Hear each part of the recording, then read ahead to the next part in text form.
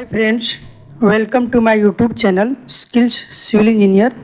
आज हम लोग इस वीडियो में बात करेंगे कि जब आरसीसी स्लैब को डिज़ाइन किया जाता है तो डिज़ाइन करने के टाइम में कौन कौन सा पॉइंट्स को चेक किया जाता है, तो वो सारे पॉइंट्स को के बारे में हम लोग डिटेल्स में इस वीडियो में बात करेंगे। तो चलिए हम लोग वीडियो को स्टार्ट करते हैं। और अगर आप इस वीडियो में पहली बार हैं तो प्लीज़ वीडियो को लाइक करें, चैनल को सब्सक्राइब करें और साथ ही बेल आइकन को प्रेस करें ताकि इस तरह का लेटेस्ट वीडियो का नोटिफिकेशन आप तक पहुंच सके। तो चलिए हम लोग वीडियो को स्टार्ट करते हैं और देखते हैं कि आरसीसी स्लैब को डिज़ाइन करने का बेसिक रूल्स क्या होता है। तो फ्रेंड्स, जब भी आरसीसी स्लैब डिज़ाइन किया जाता है तो सबसे पहले देखा जाता है कि टाइप्स ऑफ स्लैब, मीन्स जो स्लैब है वो वन वे स्लैब है या टू वे स्लैब है, उसको चेक किया जाता है। तो इसके ऊपर मैंने एक सेपरेट वीडियो बनाया हुआ है कि वन वे स्लैब क्या होता है, टू वे स्लैब क्या है और दोनों में क्या क्या डिफरेंस होता है, उसको डिटेल में डिस्कस किया हुआ है। और अगर आप उसको देखना चाहें तो इस वीडियो के डिस्क्रिप्शन में मैं उसका लिंक दे दूँगा, आप चाहे तो वहाँ से विजिट करके देख सकते हैं। मैं यहाँ पे शॉर्ट में आपको समझा देता हूँ कि वन वे स्लैब और टू वे स्लैब क्या होता है। तो वन वे स्लैब क्या होता है कि longer span divide by shorter span is equal to और ग्रेटर देन 2। मीन्स जो स्लैब है उसकी लॉन्गर स्पैन और शॉर्टर स्पैन, इसका जब रेशियो निकालेंगे वो 2 के बराबर या 2 से अधिक होना चाहिए, तो वह वन वे स्लैब होता है।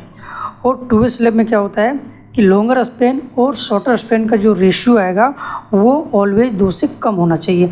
अगर 2 से कम है तो वह टू वे स्लैब में कंसीडर किया जाएगा। ओके, उसके बाद चेक किया जाता है types of load on slab. अब जो स्लैब होता है उसमें किस किस टाइप्स का लोड अप्लाई होता है वो चेक किया जाता है। तो बेसिकली जो आरसीसी स्लैब होता है उसमें 3 टाइप्स का लोड अप्लाई होता है। पहला होता है डेड लोड, दूसरा फ्लोर लोड और तीसरा होता है लाइव लोड। तो एक एक करके हम लोग इसको डिस्कस करते हैं। तो सबसे पहले क्या है डेड लोड। तो डेड लोड क्या होता है, यह बिल्डिंग का खुद का अपना लोड होता है, यह नॉन मूवेबल होता है, मतलब यह मूव नहीं कर सकता है।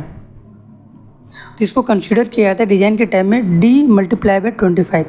और D क्या होता है, D is the thickness of slab in metre. अब जो स्लैब है उसका जो थिकनेस होता है उसको आप मल्टीप्लाई कर दिए 25 से, तो जो वैल्यू आएगा वो किलोमीटर पर मीटर स्क्वायर के हिसाब से होता है। ओके, उसके बाद second number floor load. Floor load क्या होता है, जो स्लैब का जो फ्लोर होता है उसके लोड को कंसीडर किया जाता है। तो यह 1 से लेकर के 2 किलोमीटर पर मीटर स्क्वायर एज्यूम किया जाता है। उसके बाद थर्ड नंबर है लाइव लोड। तो लाइव लोड क्या होता है, यह मूवेबल होता है, मीन्स जो फ्लोर में जो मूव कर सकता है, जिससे वुमेन पर्सन जो होता है, मैन पावर, ये सारा मूव करता है। तो उसका जो वेट होता है वो कंसीडर किया जाता है 3 to 5 किलोमीटर पर मीटर स्क्वायर। और यह जो है यह डिपेंड करता है टाइप्स ऑफ बिल्डिंग कि किस टाइप का बिल्डिंग है। अगर कॉमर्शियल बिल्डिंग है तो उस केस में जो है लोड ज़्यादा होगा, और अगर रेजिडेंशियल बिल्डिंग है तो उसमें जो है लोड वो कम कंसीडर किया जाता है। ओके, उसके बाद देखा जाता है डेप्थ ऑफ स्लैब। अब जो स्लैब है उसका डेप्थ कैसे लिया जाता है, तो अगर वन वे स्लैब होता है तो उस केस में जो डेप्थ लिया जाता है L/22 से लेकर के L/28 तक कंसीडर किया जाता है। अब L क्या होता है, L होता है इफेक्टिव स्पैन ऑफ स्लैब। जो स्लैब होता है उसके इफेक्टिव स्पैन होता है। ओके, और टू वे स्लैब है तो टू वे स्लैब में ले जाता है L/20 से लेकर के L/30 के बीच में कंसीडर किया जाता है। उसके बाद चेक किया जाता है नॉमिनल कवर। अब जो नॉमिनल कवर होता है वो कितना लिया जाता है, तो ये जो है एक्सपोजर कंडीशन के ऊपर डिपेंड करता है। तो सबसे पहले देख सकते हैं फॉर माइल्ड एक्सपोजर, हमारा जो कंडीशन है डिज़ाइन का, वो अगर जो आरसीसी जो डिज़ाइन किया गया है कंक्रीटिंग का, तो अगर वो माइल्ड एक्सपोजर कंडीशन है तो उस केस में 20 mm नॉमिनल कवर यूज किया जाता है। और अगर मॉडरेट एक्सपोजर कंडीशन है तो उस केस में 30 mm नॉमिनल कवर यूज किया जाता है। और एक चीज़ ध्यान रखिएगा नोट में, if dia of bar is less than 20 mm then nominal cover is 15 mm for mild exposure condition. अगर जो है डाया बार है जो है वो 12 mm से कम है तो उस केस में 15 mm का क्लियर कवर यूज किया जाता है फॉर माइल्ड एक्सपोजर कंडीशन में। ओके, उसके बाद है मिनिमम रिइंफोर्समेंट। अब जो स्लैब है उसमें मिनिमम रिइंफोर्समेंट कितना यूज किया जाता है, तो देख सकते हैं 0.15% of total cross section area for Fe 250 steel, means जो स्टील है, अगर Fe250 स्टील यूज किया गया है तो उस केस में 0.15% जो टोटल क्रॉस सेक्शनल एरिया है उसका 0.15% यूज किया जाता है। और अगर ग्रेड ऑफ स्टील जो है Fe450 या तो Fe500 यूज किया गया है तो उस केस में जो है टोटल क्रॉस सेक्शनल एरिया का 0.12% यूज किया जाता है मिनिमम रिइंफोर्समेंट।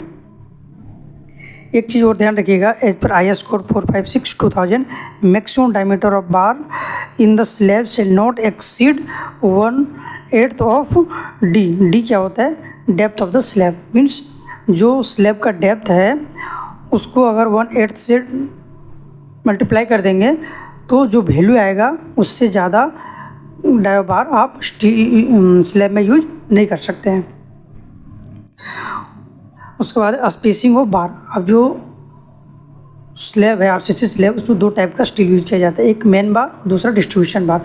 तो इसका जो मिनिमम स्पेसिंग कितना होना चाहिए तो देख सकते हैं। सबसे पहले फॉर मेन रिइंफोर्समेंट बार, अगर मेन रिइंफोर्समेंट बार है तो वो 3D और 300 mm which ever is less. Means ये 3D और 300 mm में से दोनों में से जो कम होगा उसको कंसीडर किया जाता है। और अगर डिस्ट्रीब्यूशन बार की बात करें तो वो 5D और 450 mm which ever is less. Means 5D और 450 mm में से दोनों में से जो कम होगा उसको आप यूज कर सकते हैं as a spacing.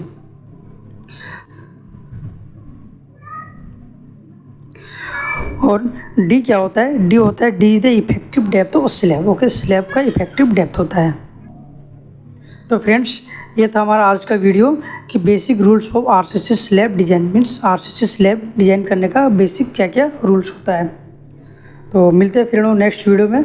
Bye bye, take care. और अगर आपको इस वीडियो का PDF चाहिए तो मैं इस वीडियो के डिस्क्रिप्शन में लिंक दे दूँगा, वहाँ से आप इसका PDF डाउनलोड कर सकते हैं। तो चलिए मिलते हैं फिर नेक्स्ट वीडियो में। Bye bye, take care.